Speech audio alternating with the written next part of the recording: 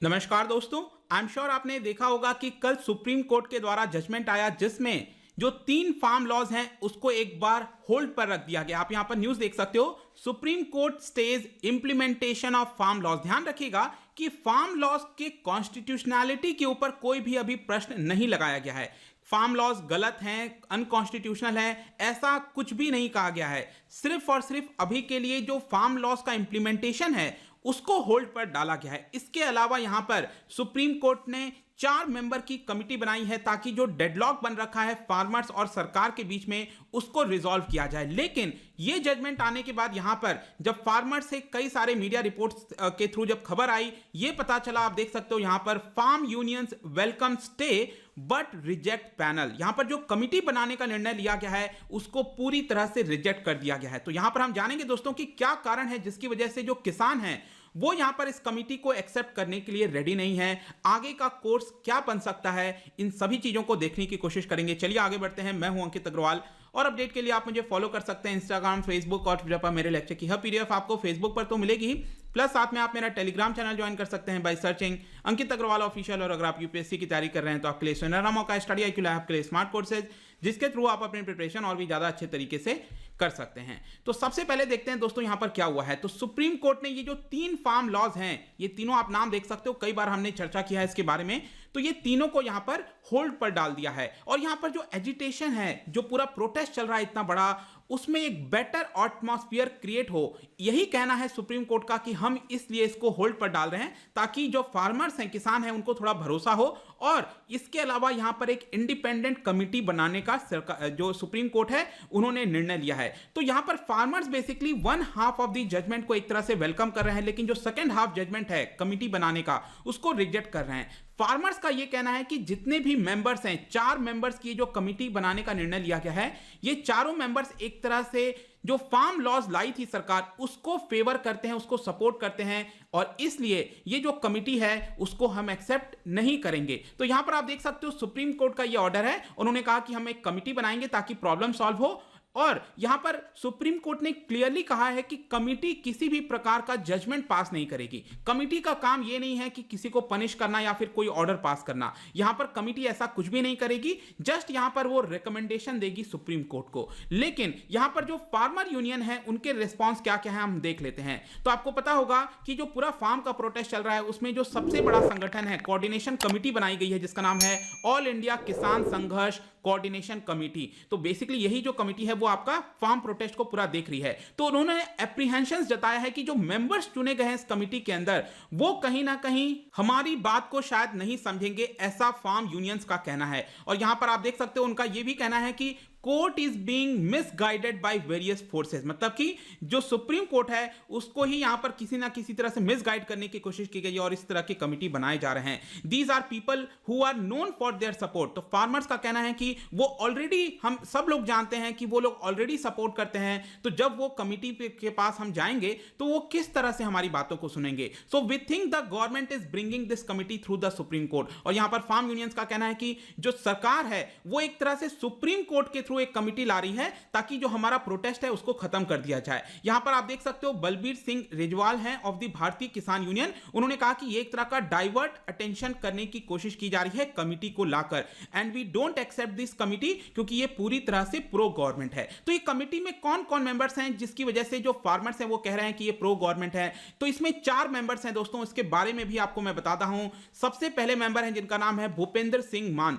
तो ये बेसिकली इनका जन्म हुआ था गुर्जरवाला, जो कि अभी पाकिस्तान में है। ये नॉमिनेट किए गए थे राज्यसभा के अंदर। आपको पता होगा राज्यसभा के अंदर कुछ स्पेशल पर्सन लोग को ही नॉमिनेट किया जाता है। 250 सीट में से 12 लोगों को प्रेसिडेंट नॉमिनेट करते हैं। उसमें से जो भूपेंद्र सिंह मान है उनको भी नॉमिनेट किया गया था 1990 से, और ऑब्वियस सी बात है 6 साल का कार्यकाल होता है, तो 1996 तक वो राज्यसभा के मेंबर्स थे, क्योंकि उनका एक काफी बड़ा कंट्रीब्यूशन रहा है स्ट्रगल, फार्मर्स के स्ट्रगल में। और इस समय वो मेंबर हैं और प्रेसिडेंट हैं भारतीय किसान यूनियन के। और कहीं ना कहीं फार्मर्स का मानना है कि उन्होंने जो आर्टिकल्स और जिस तरह के बयान दिए हैं वो एक तरह से सपोर्ट करते हैं इस बिल को। दूसरे मेंबर हैं अनिल घनावत। ये इस समय अगर आप देखोगे दोस्तों तो ये प्रेसिडेंट हैं शेतकरी संगठन के, आप आई एम श्योर आप रिसेंटली आपने अगर आप न्यूज देखते होंगे तो न्यूज में कई बार वो आए हैं और अपने बयान को उन्होंने दिया है। शेतकरी संगठन को एक तरह से वो प्रेसिडेंट हैं। इनफैक्ट मैं आपको बता दूं, ये जो संगठन है शेतकरी संगठन, ये पहली बॉडी थी, फार्मर्स की बॉडी थी, यूनियन था, जिन्होंने ओपनली सपोर्ट किया था फार्म रिफॉर्म्स को। इनफैक्ट वो तो एग्रीकल्चर जो मिनिस्टर हैं नरेंद्र सिंह तोमर के पास एक्सप्रेस करने गए थे अपने सपोर्ट को कि ये फार्म लॉस को हम सपोर्ट करते हैं। और यहां पर आप देख सकते हो कि उनका जो बयान आया है वो ये है कि ये जो कानून है वो एक तरह से एपीएमसी के पावर को रेस्ट्रिक्ट करता है और यहां पर फार्मर्स को एक तरह से ओपन करता है, फ्री छोड़ता है, ताकि ओपन मार्केट में वो अच्छे दाम पर बेच सके। तो ये उनका बयान है। इसी की वजह से जो किसान हैं उनको लगता है कि वो पूरी तरह से प्रो गवर्नमेंट हैं, इसलिए शायद वो कमेटी को एक्सेप्ट नहीं करना चाहते हैं। तीसरे मेंबर हैं दोस्तों जिनका नाम है डॉक्टर प्रमोद कुमार जोशी।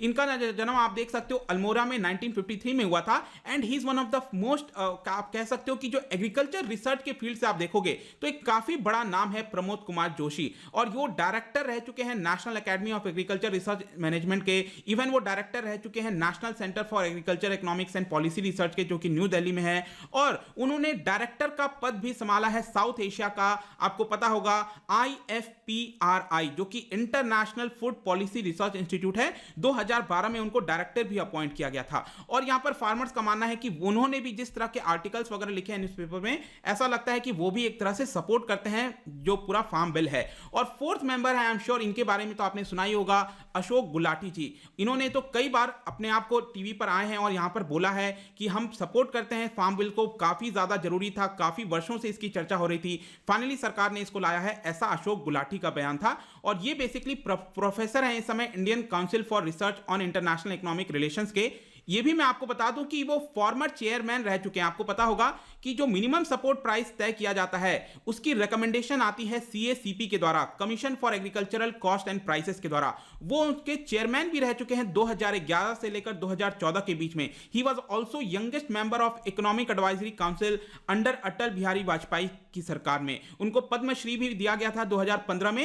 एंड उन्होंने बेसिकली काफी बड़े तौर पर एक्सप्रेस किया है कि ये रिफॉर्म जरूरी था, लेकिन उन्होंने यहां पर यह भी बोला है कि जो सरकार है, सेंट्रल गवर्नमेंट है, वो पूरी तरह से विफल रही है कम्युनिकेट करने में। मतलब कि रिफॉर्म अच्छा है लेकिन फार्मर्स को जिस तरह से कॉन्फिडेंस में लेकर कम्युनिकेट करना चाहिए था वो सरकार इसमें विफल रही है, जिसकी वजह से यहां पर इतना प्रोटेस्ट देखने को मिल रहा है। तो आई थिंक कि हमने चारों के बारे में बात कर लिया और इन चारों लोगों के लिए यहां पर जो फार्मर्स हैं उनका काफी ज्यादा एप्रीहेंशन है कि वो पूरी तरह से सरकार को फेवर करते हैं। तो हम अगर उनके पास जाएंगे तो शायद हमारी सुनवाई नहीं होगी। और यहां पर रोल ऑफ कमिटी के बारे में मैं थोड़ा सा आपको बता देता हूं कि जो सुप्रीम कोर्ट ने ये जो 4 मेंबर की कमिटी गठित की, इनका काम क्या रहेगा। तो बेसिकली उनका ये काम रहेगा कि जितने भी फार्मर यूनियन हैं सभी की बातों को यहां पर सुना जाए। सुप्रीम कोर्ट ने यह कहा है कि अगर आप फार्म लॉस को सपोर्ट करते हो नहीं करते हो, अगर आप प्रोटेस्ट करते हैं नहीं करते हैं, आप सभी को यहां पर इस बॉडी के सामने, ये 4 मेंबर की कमेटी के सामने अपने रिप्रेजेंटेशन देना है,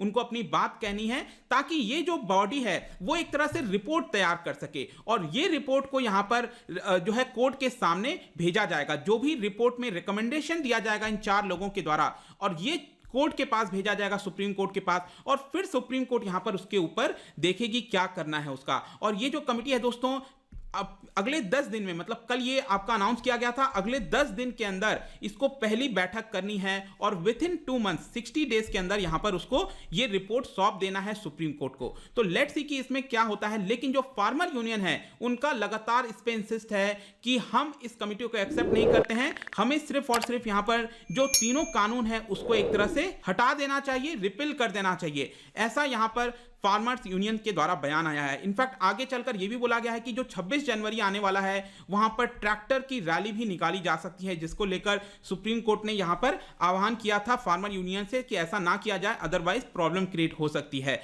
तो लेट्स सी कि आगे क्या होता है। बट अभी के लिए शायद ऐसा लग नहीं रहा कि फार्मर्स जो यूनियन है वो यहां पर कमिटी के सामने बात करेंगे। लेट्स सी कि अगर चीजें बेहतर होती हैं, कुछ ना कुछ सोल्यूशन निकलता है, एक अच्छी बात होगी। बट काफी ज्यादा इस समय जो मिसट्रस्ट है पूरे फार्म लॉस को लेकर वो जाहिर होता है। जाने से पहले दोस्तों, हम क्योंकि सुप्रीम कोर्ट की बात कर रहे हैं, आपको यहां पर बताना है जो टेन्योर है जजेस का, उसमें से कौन सा स्टेटमेंट सही नहीं है। जो टेन्योर होता है ओवरऑल, उसमें से यहाँ पर 4 स्टेटमेंट हैं सुप्रीम कोर्ट के जजेस को लेकर, कौन सा स्टेटमेंट गलत है, ये आपका जो आंसर होगा, मैं राइट आंसर इसका इंस्टाग्राम पर डाल दूंगा एमसीक्यू के फॉर्म में। अगर आप वहां पर नहीं हो कोई बात नहीं, टेलीग्राम से ले सकते हैं, मैं कई सारे एमसीक्यूज यहाँ पर डालता रहता हूँ स्टोरीज के फॉर्म में, आप जाकर प्ले कर सकते हो। अगर आप मुझसे इकोनॉमी पढ़ना चाहते हैं, कोई भी कोर्स परचेज करना चाहते हैं, स्टडी IQ ऐप पर जा सकते हैं।